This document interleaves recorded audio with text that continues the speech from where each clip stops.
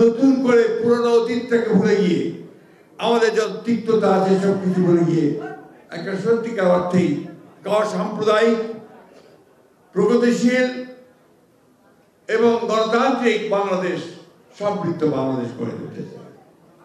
আমাদের দলের প্রতিষ্ঠাতা, স্বাধীনতা ঘোষক শহীদ প্রেসিডেন্ট জিয়া রহমান বীর উত্তম সেই বাংলাদেশ স্বপ্ন দেখেছিলেন এবং তা গড়ে তুলতে শুরু করেছিলেন।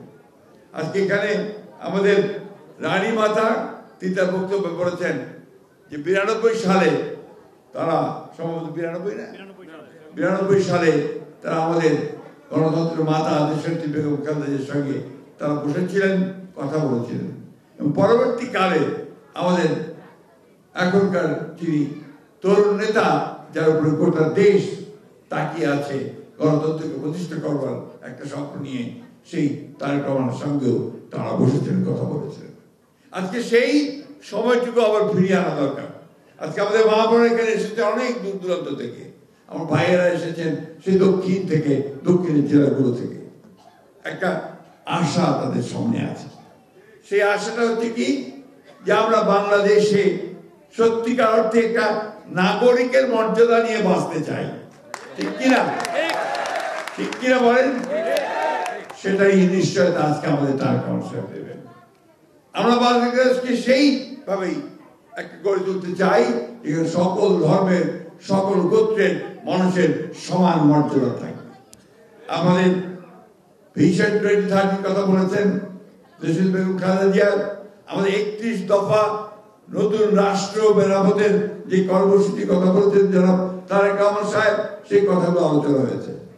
আমি শুধু একটি কথা বলতে চাই, এ দেশটা আপনার, এই মাটি আপনার। 1971 সালে যখন আমরা স্বাধীনতা যুদ্ধ করি, সেই যুদ্ধের সময় কিন্তু আমাদের কোনো পার্থক্য ছিল না। আমরা হিন্দু, মুসলমান, বৌদ্ধ, খ্রিস্টান সবাই একসাথে আমাদের এই দেশের স্বাধীন করবার জন্য লড়াই করেছিলাম। আজকে আবার সেই মন্ত্রে উদ্দীপ্ত হয়ে আসুন আমরা সবাই বাংলাদেশকে সত্যিকার অর্থেই আমাদের এই মানুষগুলো যারা ভূখণ্ডে বাস করি তাদের বাস করার উপযোগী একটা দেশে রূপান্তরিত করতে চাই।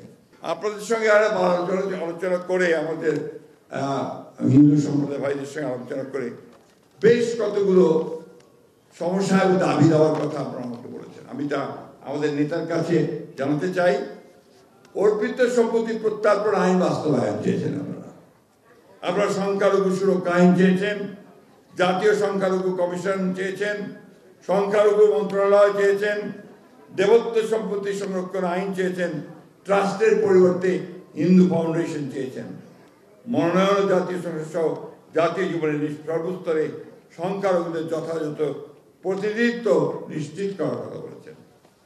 আরেকটি বিষয় যেটা হয়েছে যে কিছু মামলা বিভিন্নভাবে আপনাদের উপর চাপানো হয়েছে, সেই মামলাগুলো যদি প্রত্যাহার করা হয় সে ব্যাপারে আপনারা বলেছেন।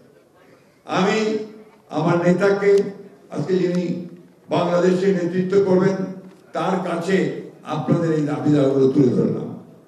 কিন্তু এই দাবি দাওয়াগুলো পূরণ করা তখনই সম্ভব হবে যখন আমি আমার নেতাকে রাষ্ট্র পরিচালনার দায়িত্ব দিতে পারবো। সেই ব্যাপারে কি আপনারা আজকে কথা দিচ্ছেন? আমি কথাটা শুনতে চাই আপনাদের কাছে। কথা দিচ্ছেন যে আপনারা আমার নেতাকে প্রতিষ্ঠিত করবেন প্রধানমন্ত্রীর পদে?